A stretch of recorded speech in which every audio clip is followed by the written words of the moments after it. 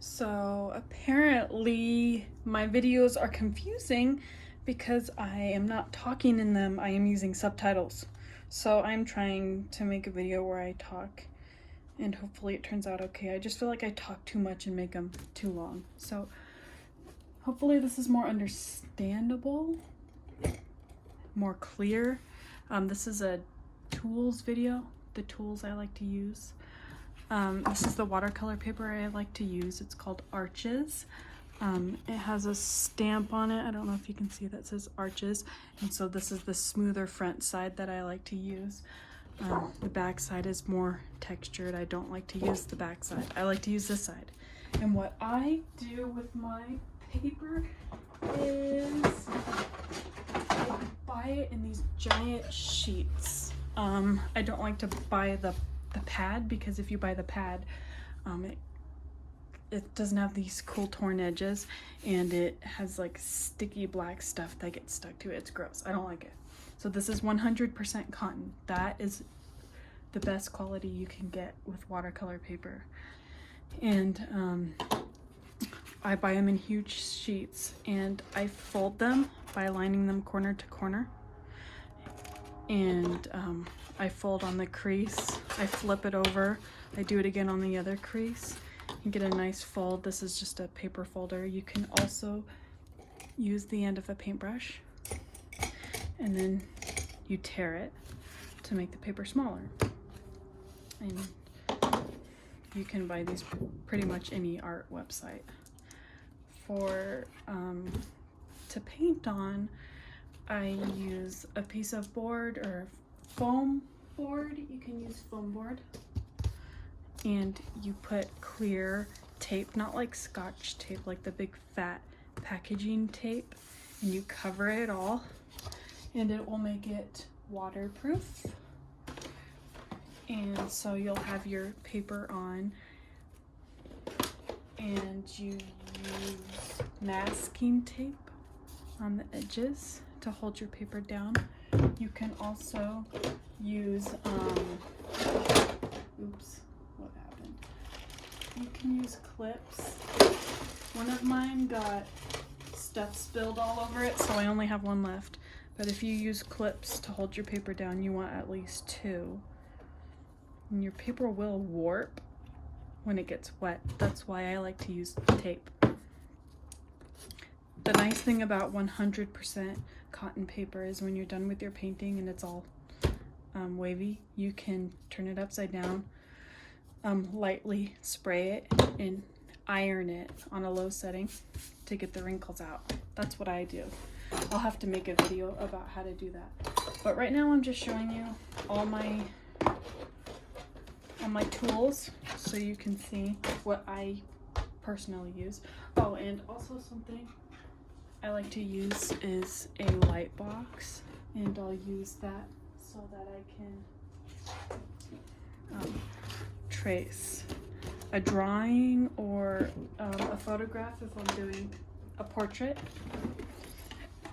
I would not recommend doing sketching on your watercolor paper because then it'll just, you might end it up being dark. So sketch on a different piece of paper first and then transfer the sketch.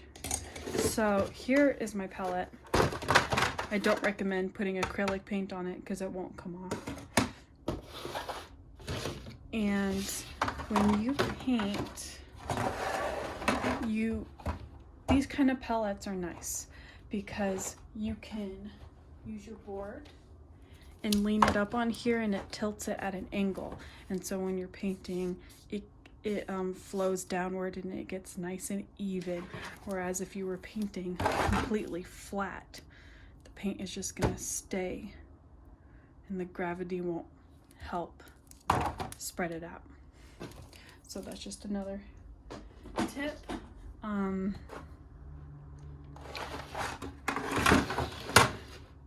I don't know where I got this palette. I think I got it at my school when I learned, but you can get these anywhere. You can get art supplies at, and you fill up your wells about halfway. This one I just filled up today. And then when you fill them up with the fresh liquid paint, the tube paint,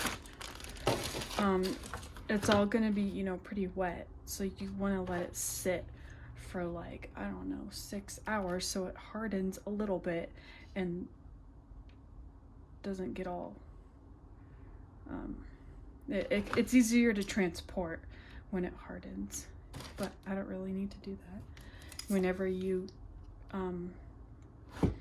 open your palette or use your paints and they've dried a little bit, you use this and you spray a water bottle on it. You can spray it in here to get your excess paint off. See, I have some paint right there. I hit it with that, and I always use paper towels, and you can wipe it out. I have some purple in there. I ran out of room in this one, so I bought another little one for some of my special colors. Like I got a little bit of hot pink, purple, a different green.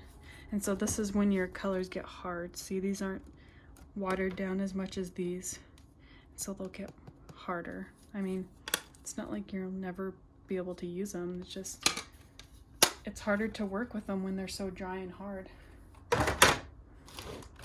So the paint brands I prefer to use are, I use 2 brands. The main brand I use that's all in here is called M Graham, and this is really high quality stuff. I'll show you what it looks like. And then the one that's also really good, just in general, but I mainly get these for fun colors. I'll show you a fun color is Daniel Smith. And this one is called Amethyst, so it's got like little sparkles in it. It's so cool. And so I might as well show you. This is like the brightest pink you'll get is Daniel Smith Opera Pink, and it's like super bright pink. You can't get a pink like that in the other brand, but the other brand is my preference. It's what I was taught to use. And so, okay, let me tell you something else. You don't want too many colors. When you get your colors, you want to get staple colors. And here are some staple colors, I'll just tell you. Cadmium yellow, azo yellow, which azo yellow is more opaque. It's harder to paint over.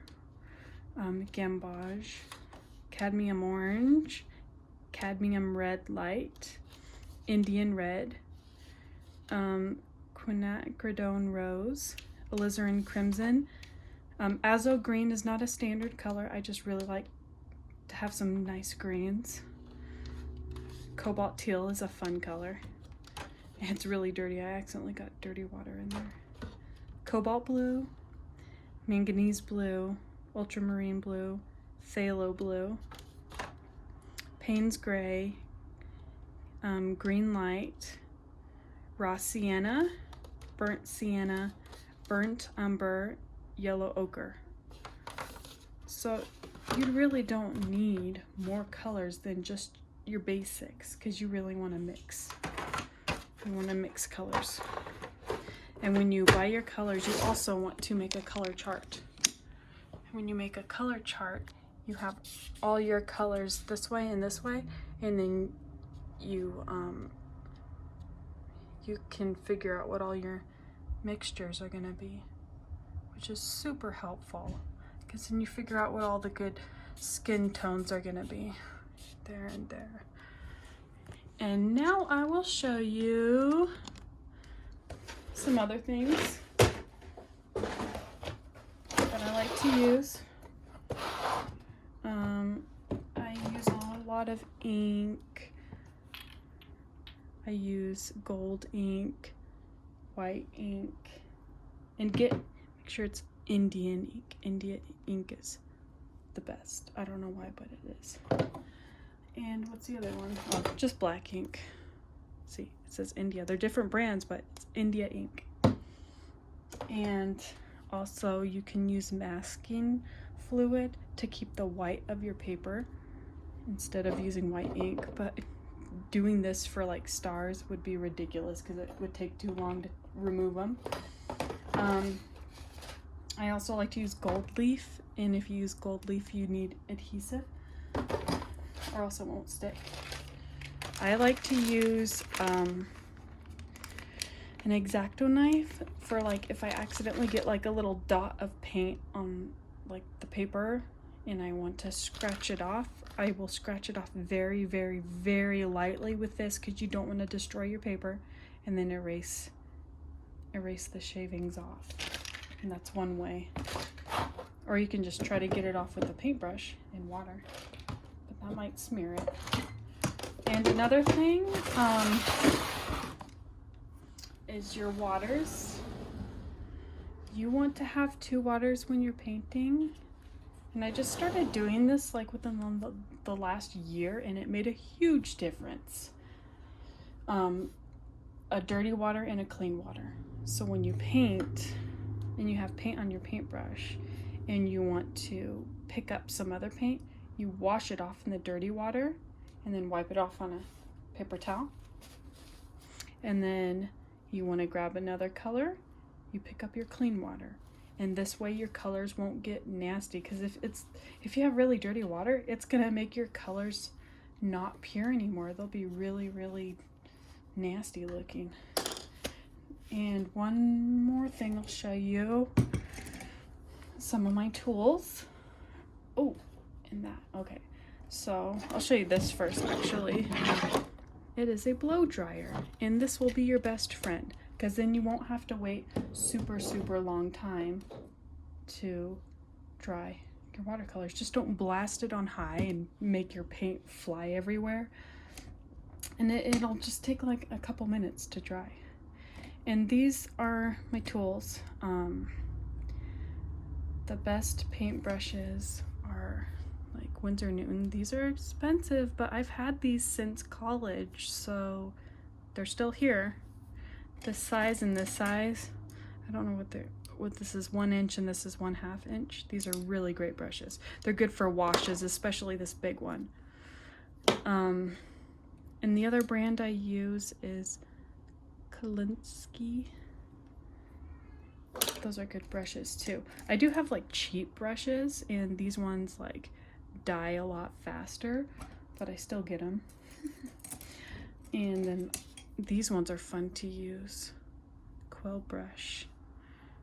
They hold a lot of paint in them, so they're really good to use when you need to paint really big areas. Or you can get them in different sizes too. And if you want to paint over your drawing, a micron pen is the best because it's gonna be waterproof. If you don't want to use India ink in a liner brush, you can use this.